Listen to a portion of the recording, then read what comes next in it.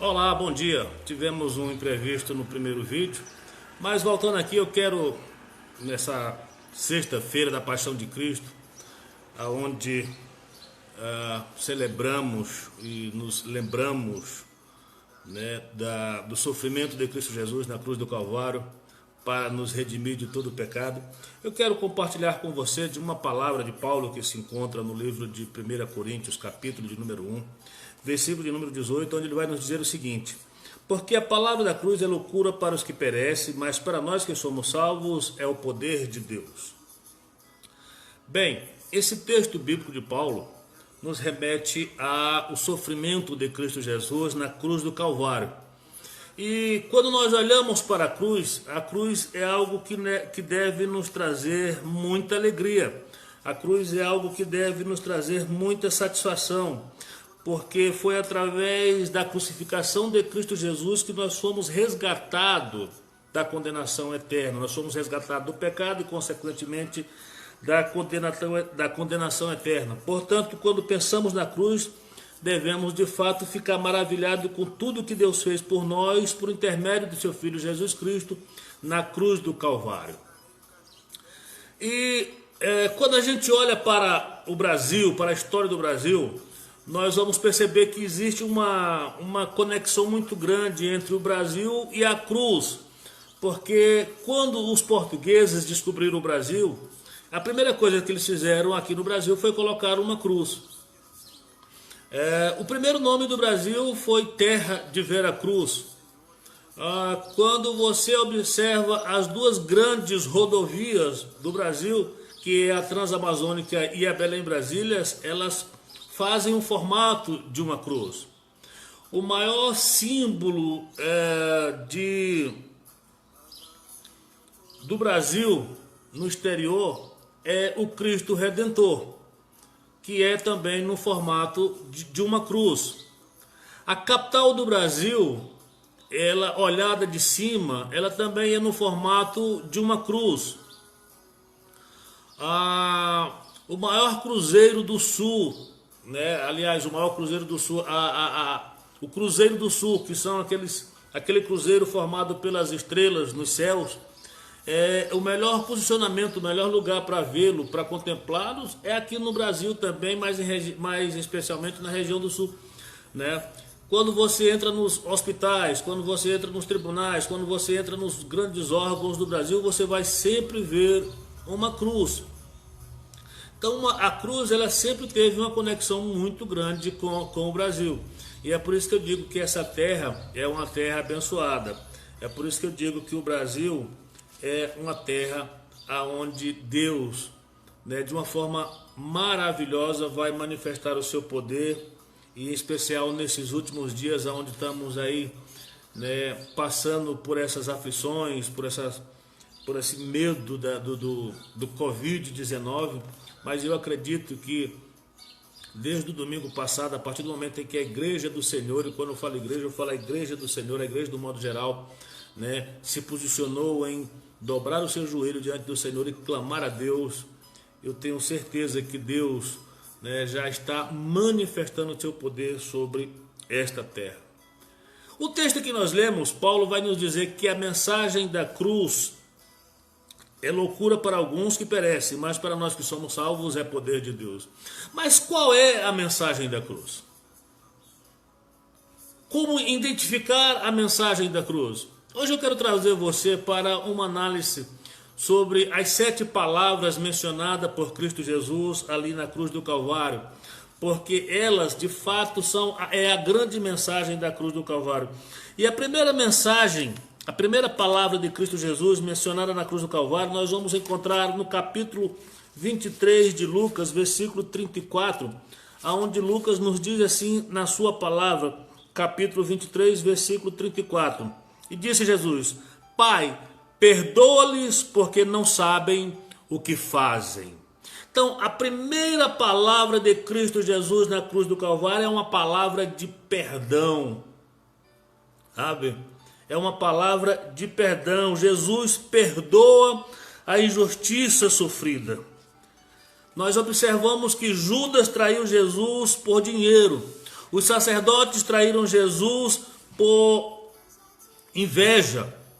Nós observamos que Pilatos mandou crucificar Jesus por covardia. Ele não teve coragem de tomar um posicionamento naquele momento, então ele entrega Jesus.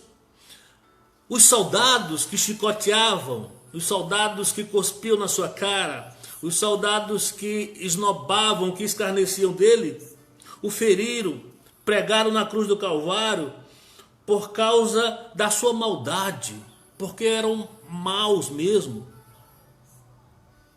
E a multidão clamava por crucifica-o, porque eram cegos.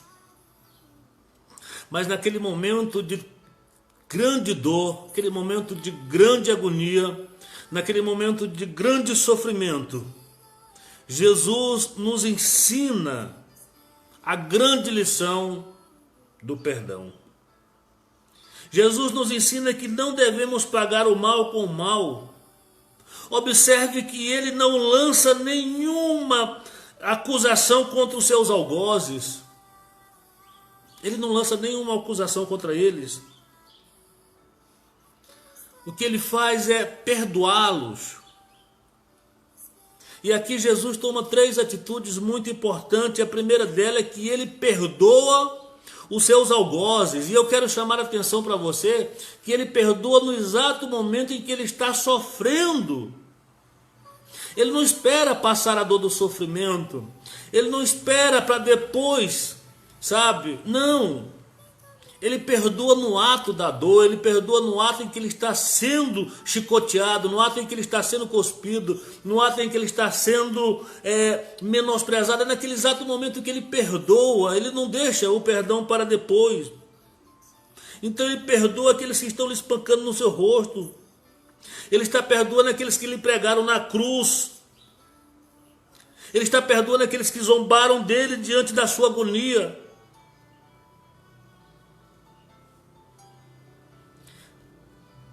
A segunda coisa que Jesus faz aqui é que ele defende a causa daqueles que estão lhe maltratando. Ele vai dizer o seguinte: Pai, perdoa porque eles não sabem o que fazem. Então observe que nesse exato momento Jesus, ele toma a posição, ele se posiciona como advogado dos seus acusadores. Ele está dizendo para Deus Pai: Senhor, Pai, perdoa porque eles não sabem o que fazem. Jesus nos ensina, meus irmãos, a perdoar no mesmo instante, né? Por maior que seja a ofensa, por mais dolorosa que seja a ofensa, o Senhor nos ensina a perdoar no mesmo instante. Perdoar e perdoar de forma plena. Perdoar de forma plena. Essa é a primeira mensagem de Cristo Jesus na cruz do Calvário. É a mensagem do perdão. Sabe por quê, queridos? Porque perdoar, sabe, é não somente você livrar o outro, mas acima de tudo livrar a sua própria alma da raiz da amargura.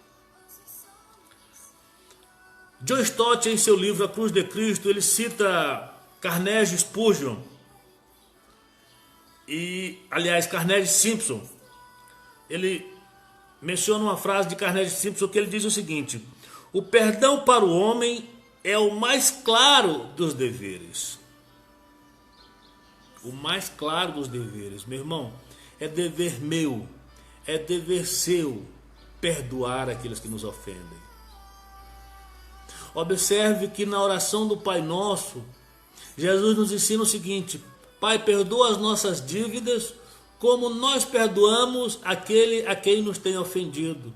Então entenda, à medida que Deus te perdoa, é à medida que você perdoa aquele que te ofende. A Bíblia diz que com a mesma medida que nós julgamos, nós seremos julgados.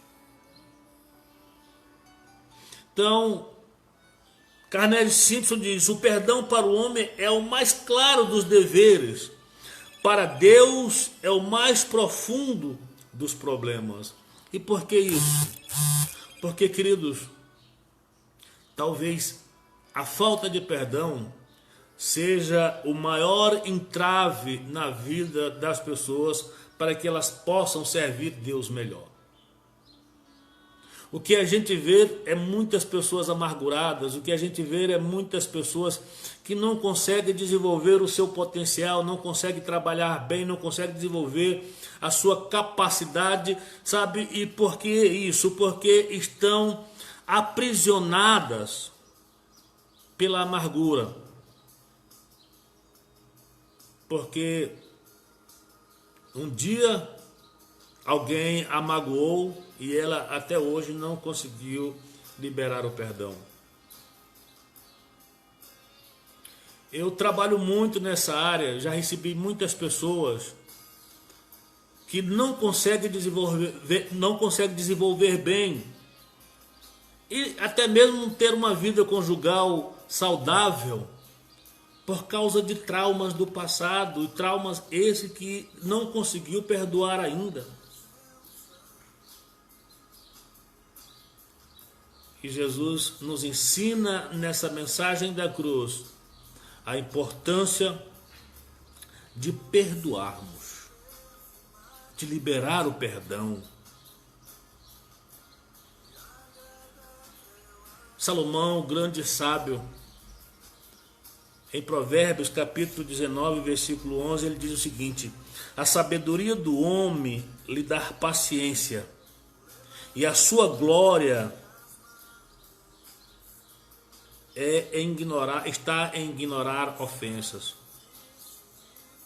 Ou seja, a glória do homem está em perdoar os pecados. Então, meus queridos, antes de morrer, Jesus nos ensina esta primeira lição, a importância do perdão. A segunda lição que Jesus nos ensina na cruz do Calvário está em Lucas, capítulo de número 23, versículo de número 43, quando lá ele diz o seguinte: e disse-lhe Jesus, em verdade te digo que hoje estarás comigo no paraíso. Então, a segunda mensagem que Cristo Jesus nos ensina, quando ele estava na cruz do Calvário, minutos antes dele morrer, é a palavra de salvação. É interessante que quando nós vamos olhar nos outros evangelhos, este momento, que antecede a morte de Cristo Jesus, por exemplo, Mateus vai nos contar que no momento da crucificação, os dois salteadores que estavam lado a lado com Jesus, eles zombavam, eles escarneciam de Cristo Jesus. Eles também insultavam Cristo Jesus. Sabe, e eles estão ali naqueles escarneando de Jesus, eles estão zombando de Cristo Jesus, mas de repente um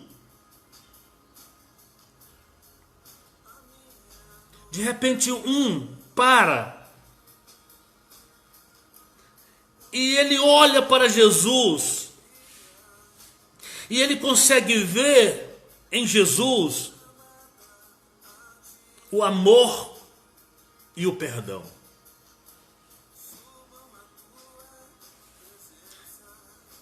Ele olha para Jesus e ele consegue ver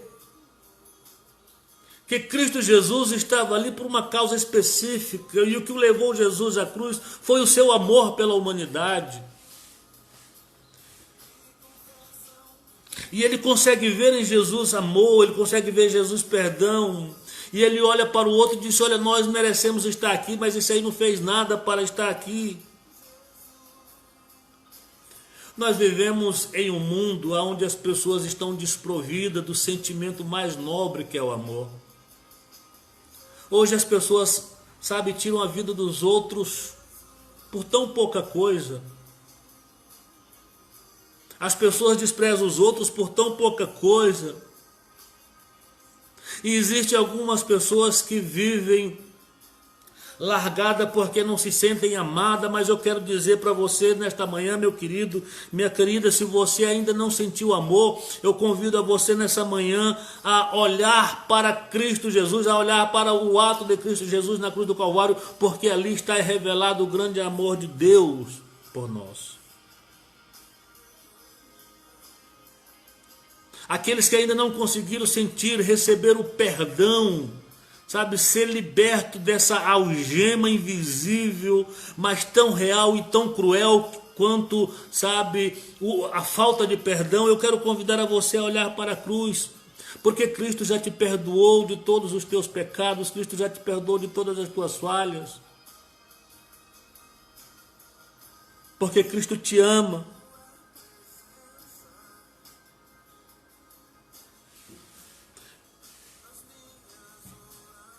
Salmos 34, versículo de número 5 diz: os que olham para ele estão radiantes de alegria, seus rostos jamais demonstrarão decepção. O salmista está dizendo o seguinte: olha, aqueles que olham para o Senhor, aqueles que estão com seus olhos fitos no Senhor, os seus rostos estarão radiantes. Isaías capítulo 45, versículo 22, olhai para mim e sereis salvos. Meu irmão, minha irmã, esse é o momento de reflexão, é o momento em que devemos olhar para a cruz de Cristo Jesus, sabe, e ver a mensagem que ele nos ensina ali, que é uma mensagem de que ele nos ama, que ele foi ali para nos salvar.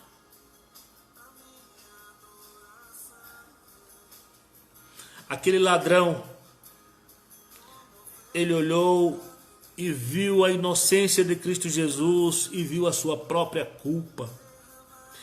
Ele viu as suas próprias mazelas. Observe, no apagar das luzes, na última volta do ponteiro, ele se humilhou, ele se arrependeu, ele voltou-se para Cristo pedindo misericórdia. Porque ele diz o seguinte: quando tu estiveres no teu reino, lembra-te de mim. Jesus prontamente ofereceu-lhe salvação. Jesus não olhou para a história, para o passado daquele homem, para a sua vida pregressa. Não, Jesus, sabe, não trouxe a vida pregressa dele à tona. E como quem diz, olha, você agora, né? Agora que você vem se arrepender, você teve toda uma vida para se arrepender. Agora que você vem, na hora da morte que você vem se arrepender. Não. Jesus não faz isso. Jesus prontamente lhe oferece salvação.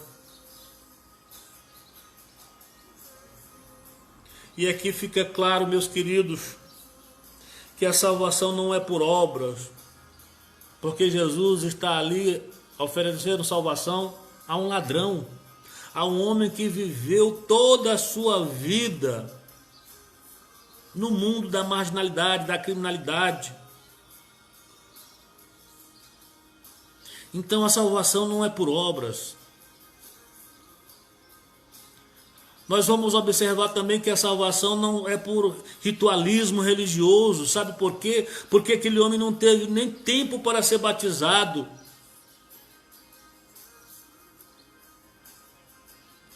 A salvação, queridos, é dom de Deus.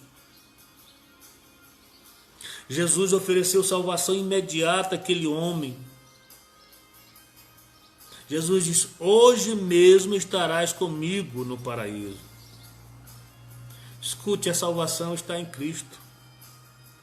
Eu quero que você entenda que a palavra paraíso é um termo persa que significa, né, jardim emuralhado, um jardim guardado, um jardim protegido.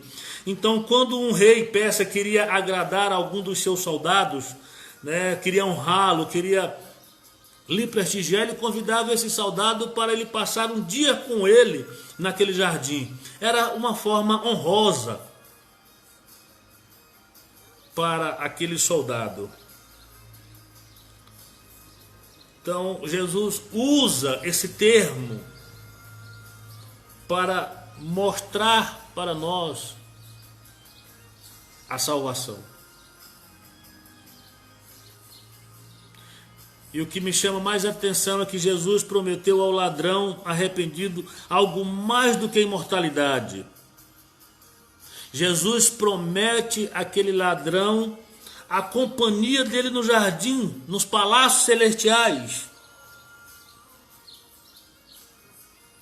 Aquele homem, meus queridos irmãos, de condenado e rejeitado, ele vai sendo promovido a ser um companheiro eterno de Cristo Jesus. Olha o que o amor de Cristo nos proporciona. Olha o que o amor de Cristo faz conosco. Aquele homem foi rejeitado pela sua sociedade. Ele foi condenado à morte. Mas Cristo Jesus pega aquele homem e o convida para que ele venha viver a eternidade ao lado de Cristo Jesus. E Jesus não promete apenas vida eterna, mas lá em João capítulo 14, versículo 3, nós vamos observar que Jesus também promete comunhão. Porque ele vai dizer o seguinte: se eu for e lhes preparar lugar, voltarei e os levarei para mim, para que vocês estejam onde eu estiver. Aleluias! A promessa de Cristo Jesus é para que venhamos estar aonde Ele estiver na eternidade. Meus amados irmãos, o céu só é céu porque Jesus está lá. Jesus é a essência da vida eterna. Então, a segunda lição que eu aprendo aqui na cruz do Calvário é que Jesus nos proporciona a salvação.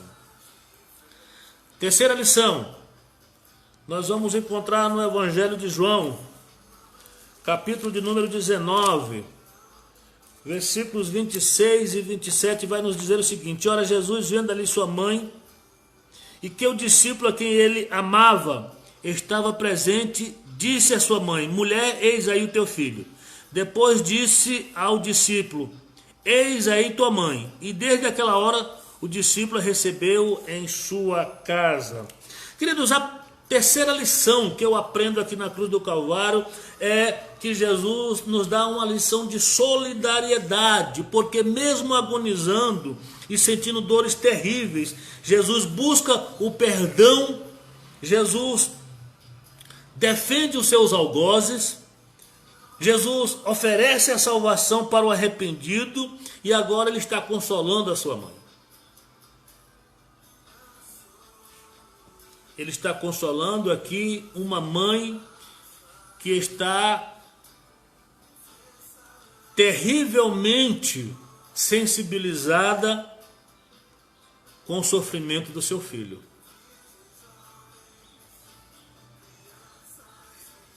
E aí, por que Jesus pede a João para cuidar da sua mãe?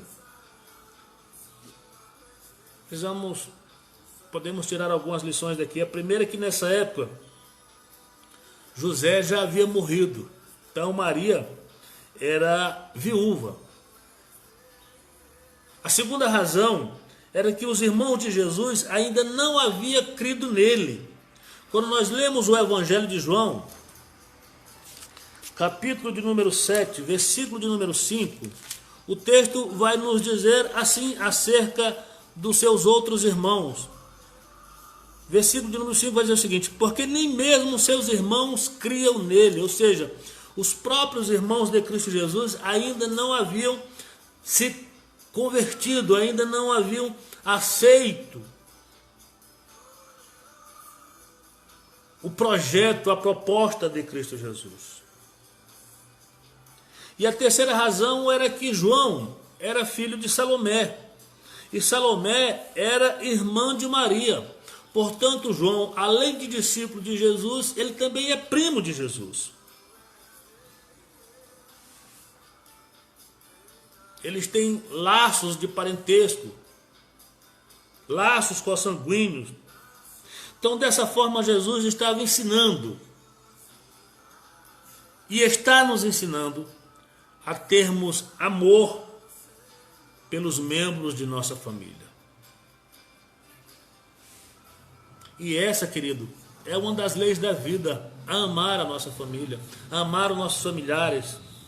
Paulo, escrevendo para o jovem Timóteo, na sua primeira carta, no capítulo de número 5, versículo de número 8, ele vai dizer o seguinte: se alguém não cuidar dos seus parentes,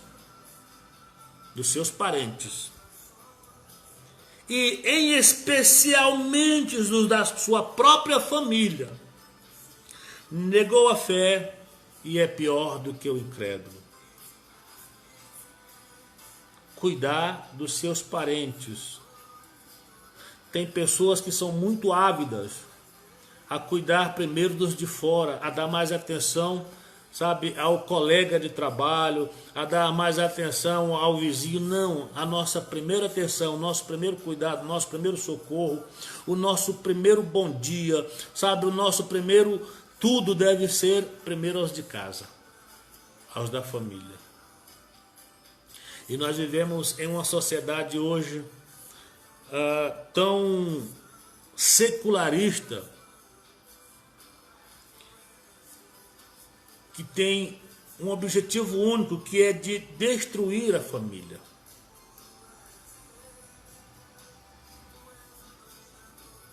E Jesus está nos dizendo o seguinte: olha, cuidem da família. Cuidem um dos outros. Cuidem um dos outros. Não podemos, meus queridos irmãos, ao pretexto das conquistas, abrir mão do nosso bem maior, do nosso patrimônio maior, que é a família.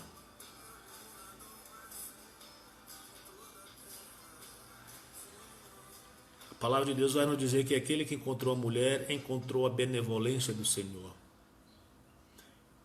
A Bíblia também vai nos dizer ainda que os filhos são heranças de Deus.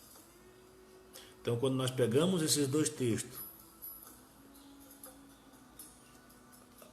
chegamos ao entendimento de que a família, o cuidado da nossa família deve ser a nossa maior prioridade. É dentro da família que nós temos que dar o nosso melhor. E aqui Jesus está nos ensinando, ele está partindo, mas ele não deixa a sua mãe desamparada. Ele não deixa ela de qualquer jeito. Ele busca amparo para a sua mãe. A quarta palavra que nós vamos encontrar de Cristo Jesus na cruz do Calvário. Então nós já falamos que ele falou sobre salvação, ele falou sobre perdão, ele falou sobre solidariedade, ele fala agora sobre o desamparo. Em Mateus, capítulo de número 27 do Evangelho de Mateus, versículo de número 46, o texto vai nos dizer o seguinte: e perto da hora nona, exclamou Jesus em alta voz, dizendo: Eli, Eli, lama sabactani, isto é, Deus meu, por que me desamparastes? Meus queridos, nós não temos conhecimento do que aconteceu nessas 3 horas, que vai entre meio-dia e as 3 horas da tarde, essas 3 horas de trevas. Nós não temos conhecimento, a Bíblia não nos fala o que aconteceu exatamente, mas o que nós sabemos é que nesse período de escuridão, nesse período de trevas, de densas trevas, Jesus sofreu agonia. Jesus sofreu dores terríveis, porque foi naquele exato momento que ele foi ferido pelas nossas transgressões. É naquele exato momento em que está se cumprindo Isaías 53, quando diz que lá ele foi moído pelos nossos pecados, pelas nossas transgressões. Então naquele exato momento ali ele está sendo moído. E eu acredito até que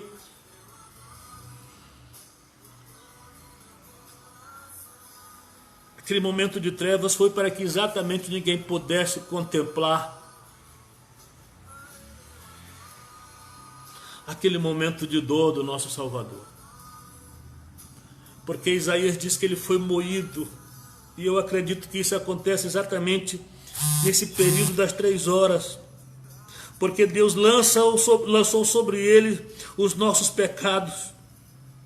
Naquele exato momento, queridos, ele está carregando no seu corpo todos os nossos pecados, todas as nossas dores, todas as nossas enfermidades. O castigo que nos traz a paz estava sobre ele, ele estava sofrendo essa dor exatamente naquele momento. Isaías vai dizer que pelas suas pisaduras fomos sarados. Ali, naquele exato momento, naquele momento de trevas, ele bebeu sozinho o cálice da ira de Deus, cálice esse que eu não poderia suportar, que você não poderia suportar, mas que ele suportou por amor a nós. Jesus, naquele exato momento, está sofrendo a justa condenação que os nossos pecados merecem.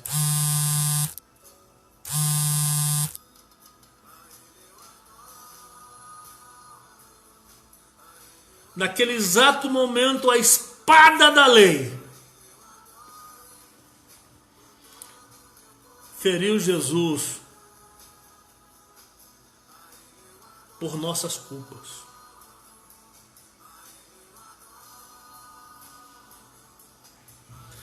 Naquele grito ali, Eli, Eli, lama sabachthani, Jesus estava evidenciando 2 coisas muito importantes para nós e que nós precisamos entender. Ele estava revelando 2 grandes verdades da justiça de Deus. E quais verdades eram essas? A primeira é que o amor de Deus nós não podemos compreender. Essa é a primeira verdade. Não temos como compreender o amor de Deus, porque esse amor de Deus, sabe, não o impediu dele poupar dele executar o seu próprio filho.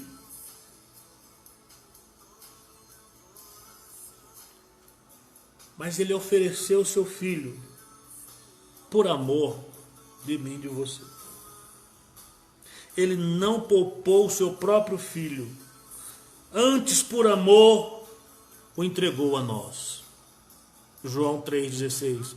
Porque Deus amou o mundo de tal maneira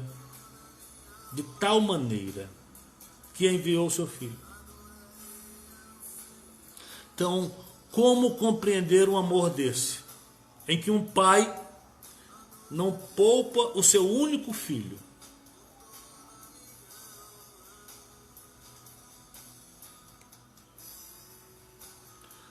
Segunda coisa que eu aprendo com esse brado de Cristo Jesus, queridos, é que a justiça de Deus é inviolável. Sabe por quê? Porque ele julgou e puniu nossos pecados em Cristo Jesus. Ele faz o julgamento e ele pune os nossos pecados em Cristo Jesus.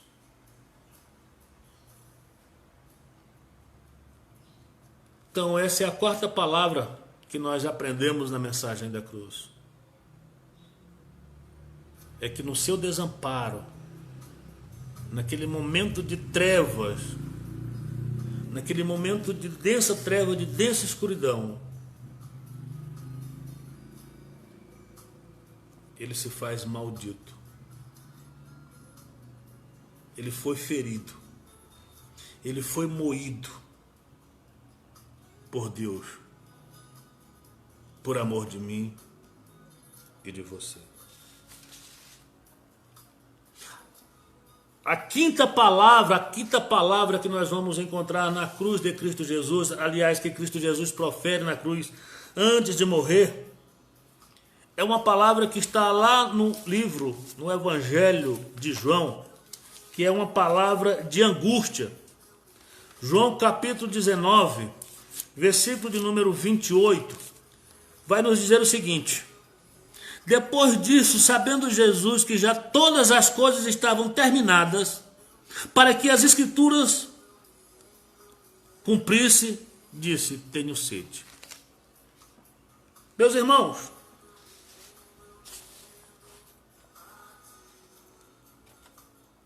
primeira coisa que eu quero que você entenda é que Cristo Jesus veio a esse mundo cumprir a agenda de Deus e não a agenda dele.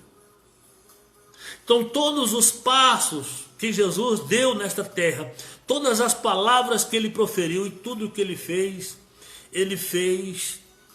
sabe, para cumprir o propósito de Deus e não dele.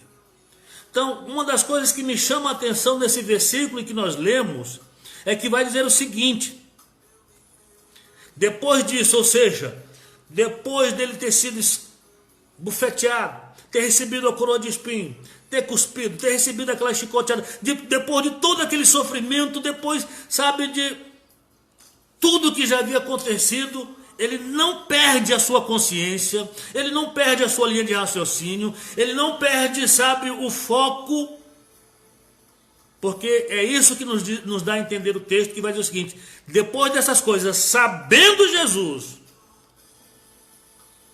o sofrimento não tirou a consciência de Cristo Jesus.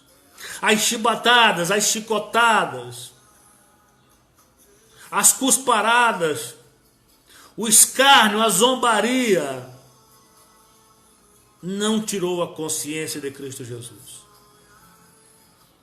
Porque o texto diz: sabendo Jesus que todas as coisas estavam terminadas.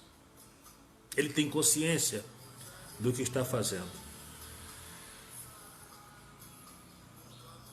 De que todas as coisas estavam terminadas, para que as Escrituras se cumprissem. Aquilo dali, queridos, estava acontecendo, não era para cumprir com a vontade do Império Romano, não era para cumprir com a vontade do Sinédrio, não. O que eu fico maravilhado é porque Deus tem o controle de todas as coisas.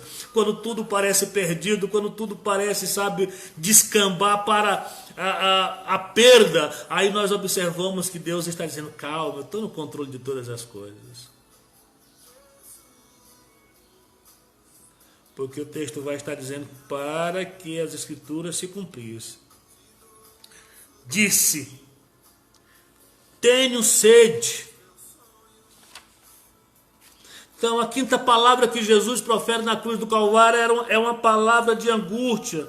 Na época em que João escreveu o Evangelho, foi um período em que os agnósticos diziam que não acreditavam na encarnação de Cristo Jesus. Para os agnósticos, a encarnação de Cristo Jesus era uma ficção, não era uma verdade. Eles diziam, na verdade, que Cristo Jesus era uma teofania, ou que era uma emanação de Deus, mas eles negavam a existência de Cristo Jesus, de que ele veio em carne. É por isso que João, escrevendo a sua epístola, ele diz que anatema, maldito seja todos aqueles que negarem que Cristo Jesus veio em carne e sangue.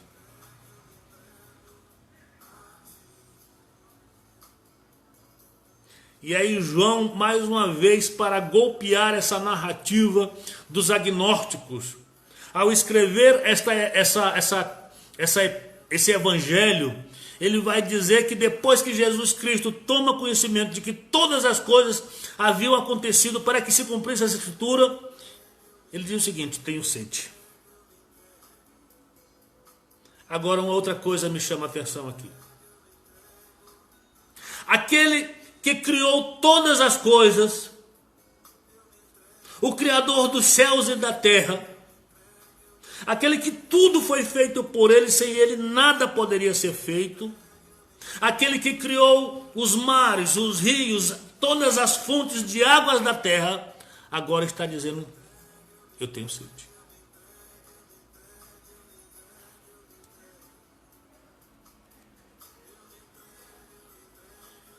Então imagine aquele corpo magro, franzino, sua testa sangrando, porque fora perfurada pelos espinhos daquela coroa que colocaram sobre ele. as suas mãos rasgadas pelos grossos pregos.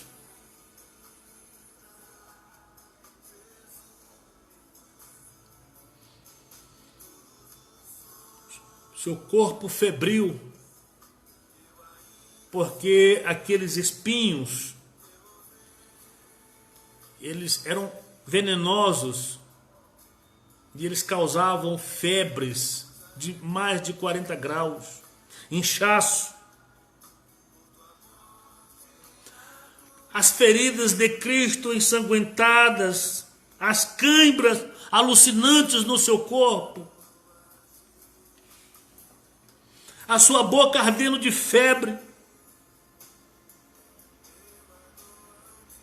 os nervos atrofiados. Ele apanhou muito na noite anterior.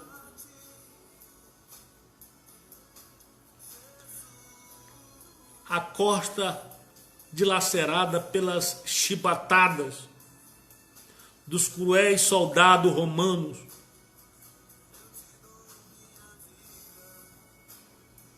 A sua língua estava seca, sedenta por água.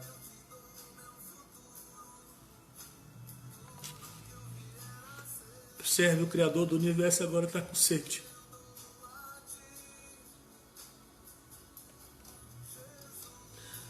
Aquele que criou céus e terra, mares, rios, oceanos, ele agora está com sede.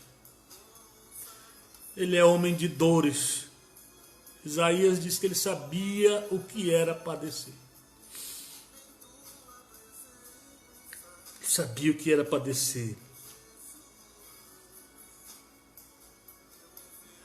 E Jesus está aqui suportando a sede implacável da cruz para nos livrar da sede eterna no inferno.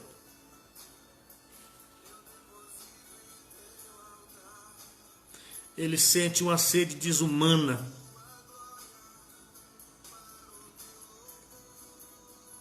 Ele sente uma sede jamais sentida por nenhum outro humano. E ele sente isso para nos proporcionar, para nos dar uma vida eterna. Para nos dar água da vida. E ele falou isso algumas vezes. Como por exemplo, João capítulo 6, versículo 35. Ele vai dizer: o que crê em mim já sede.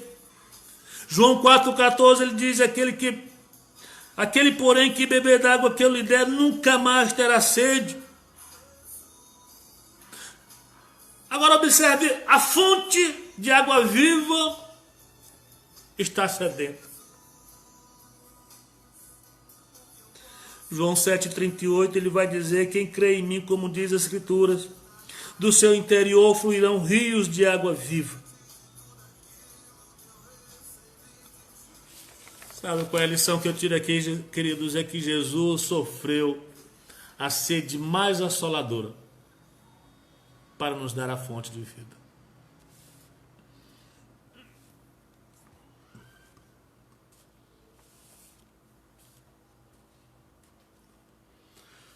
A sexta palavra que nós encontramos na cruz do Calvário é uma palavra de vitória, aleluias.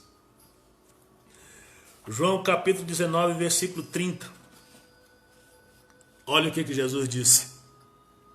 E quando Jesus tomou o vinagre, disse: está consumado. E inclinando a cabeça, entregou o Espírito. Eu quero que você observe duas coisas. Primeiro, que está consumado. Essa palavra está consumada no grego é tetelestai, que quer dizer dívida paga. Aleluias. Jesus, queridos, ele morre com um grande brado de vitória. Sabe por quê? Porque a cruz não é um sinal de fraqueza. A cruz não é um sinal de fraqueza, mas de força. Em especial de força. Não, a cruz não é um campo de derrota, mas de vitória. Sabe por quê? Porque na cruz Jesus Cristo venceu o pecado. Na cruz Jesus Cristo venceu o poder do diabo. Na cruz Jesus Cristo venceu o poder do inferno. Ali na cruz do Calvário, naquele exato momento, ele está triunfando, ele triunfou sobre os principados e potestades. E Paulo vai dizer que além de Cristo Jesus triunfar sobre ele, ele os expôs ao desprezo. Jesus desbaratou os demônios e venceu o pecado. E venceu o pecado.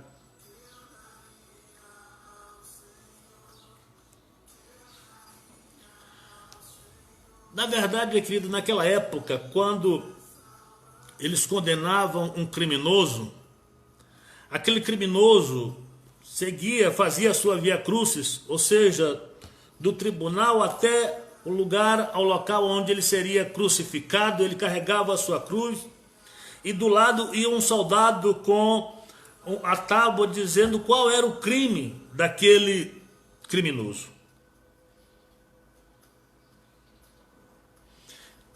E quando Cristo Jesus, queridos, foi crucificado,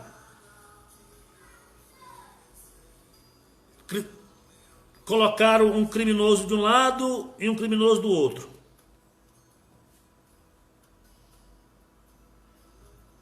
E colocaram no topo, em cima da sua cruz, o tabuleiro lá dizendo qual era o seu crime. E lá estava escrito: este verdadeiramente era o rei dos judeus.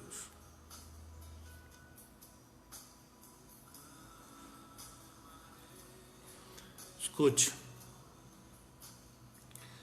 Jesus levou sobre si os nossos pecados, rasgou o escrito de dívida que era contra nós. Nós estamos livres. Essa é a boa notícia. Aleluias. Essa é a boa notícia. Estamos livres. Livre, meus amigos. Aleluias. Paulo escreve para a igreja de Romanos no capítulo 1, no capítulo 8, versículo 1, com profusa alegria e convicção, ele diz: pois agora já nenhuma condenação há para os que estão em Cristo Jesus. Aleluias. Por quê? Porque na cruz do Calvário ele conquistou a nossa vitória.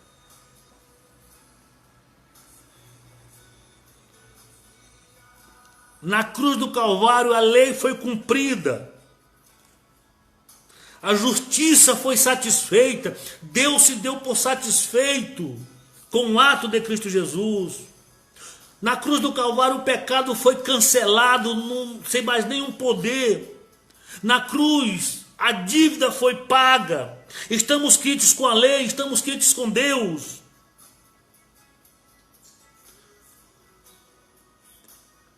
Podemos dizer, queridos, que no tribunal divino tudo já foi quitado, estamos livres. Exatamente pela palavra de vitória que Cristo Jesus dá ali na cruz do Calvário. Tetelestai, dívida paga, quitado. Negócio concluído. Tetelestai. Essa foi a sexta palavra de Cristo Jesus na cruz do Calvário. Uma palavra de vitória. E para encerrar, Cristo Jesus fala a sua última palavra na cruz do Calvário. Está em Lucas capítulo 23, versículo 46, aonde Jesus diz o seguinte: e clamando Jesus com grande voz, disse: Pai, nas tuas mãos entrego o meu espírito. E havendo dito isto, expirou. A sétima palavra de Cristo Jesus na cruz do Calvário é uma palavra de rendição. Porque Cristo Jesus, queridos, depois de deixar o esplendor da sua glória, vir a este mundo, passar o que passou ao longo de 33 anos, ser levado, ser condenado injustamente, ser levado à cruz do Calvário, e ali na cruz do Calvário ele conquista a vitória, ele dá o brado de vitória, ele dá o brado de triunfo. Agora o que acontece? Ele está pronto para voltar ao Pai. Aleluia.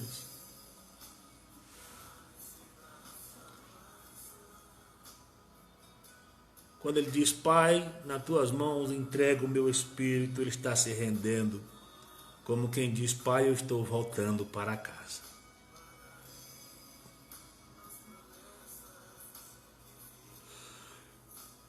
Eu estou voltando para nós termos aquela comunhão que nós tínhamos no princípio.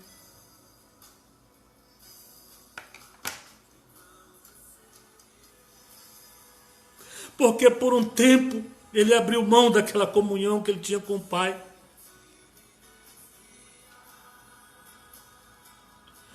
João, na sua carta, ele vai dizer que no princípio era o Verbo, e o Verbo estava com Deus, e o Verbo era Deus. A palavra face a face com Deus vem do grego prostonteon, que significa cara a cara. Era essa a comunhão que Jesus tinha com o Pai antes de vir ao mundo. Estavam sempre face a face. Ele abre mão dessa glória, ele abre mão desse convívio para vir a esse mundo, padecer o que padeceu, sofrer o que sofreu, ser humilhado como foi humilhado, escarnecido como foi escarnecido, morreu morte de maldito, mas agora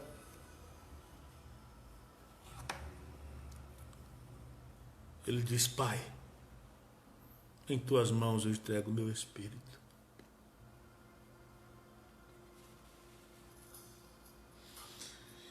Ele está voltando para a comunhão com o Pai novamente.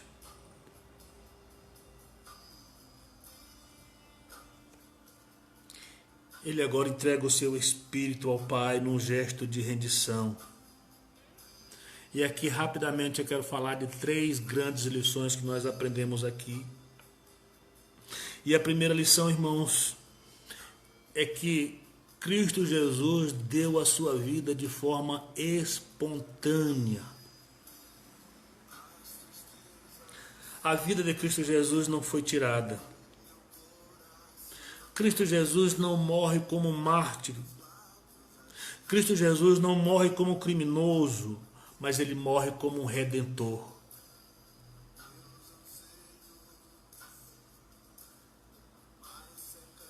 Aquele que veio para nos substituir. A segunda lição que a gente aprende aqui é que Jesus Cristo é perfeitamente homem. Perfeitamente homem.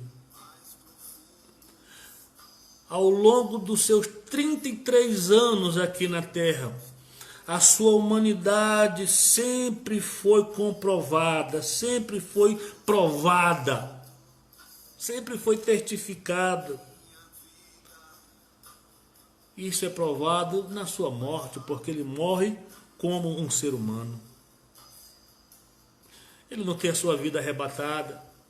Não, ele morre como um ser humano.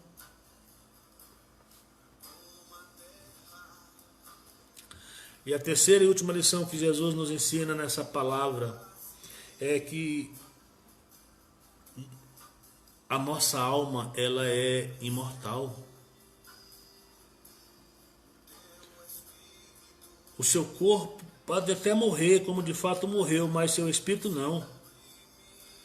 Veja o que ele diz: Pai, nas tuas mãos entrego o meu espírito. Sabe o que isso quer dizer? Que o espírito é eterno. Eu quero te dizer, meus irmãos, Escute o que eu vou lhe dizer.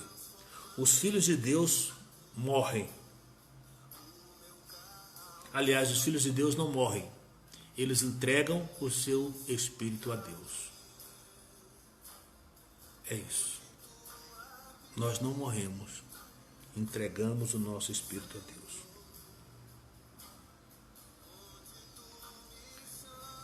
Eu quero concluir essa mensagem dizendo para você o seguinte: na cruz do Calvário, Jesus Cristo arrancou das mãos do diabo todas as suas armas. Todas. Na cruz do Calvário, Jesus Cristo consumou a nossa redenção. Portanto, a cruz não foi um lugar de fracasso, mas a cruz, queridos, foi o trono, foi o púlpito, sabe, da mais esplêndida vitória. Porque foi ali na cruz do Calvário que Jesus Cristo conquistou a vitória para a sua igreja.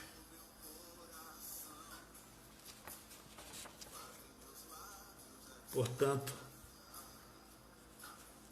nos resta dizer como Paulo, quando ele escreve a sua carta para a igreja dos Gálatas, e ele vai dizer no capítulo de número 6, versículo de número 14: mas longe esteja de mim gloriar-me, a não ser na cruz do nosso Senhor Jesus Cristo. A não ser na cruz do nosso Senhor Jesus Cristo, pela qual o mundo está crucificado para mim e eu para o mundo. Então, queridos, essa era a mensagem que eu queria trazer para você nesse período da manhã. A mensagem da cruz. Que Deus te abençoe. Quero convidar a você a me acompanhar hoje às 15 horas. Nós estaremos trazendo, uma mensagem sobre a morte de Cristo Jesus. Tá bom? Quero agradecer a todos os meus amigos, em especial aqui o reverendo Carminete. Forte abraço, meu querido. Que Deus te abençoe. Para mim é sempre um privilégio tê-lo acompanhando as nossas lives aqui. Quero agradecer o meu amigo Vitor, que trabalhamos junto na administração. Vitor, Babu, um forte abraço. Vamos sim, meu amigo, vamos marcar aí para nós nos encontrarmos e bater aquele papo saudável. Gosto de conversar com você, você para mim é uma fonte de sabedoria. Que Deus abençoe a todos. Meu irmão Nilo, companheiro de curso teológico no início ali no Betel, um forte abraço a você e toda a sua família, tá bom? Que Deus abençoe a todos em nome de Jesus, e às 15 horas nós estaremos de volta.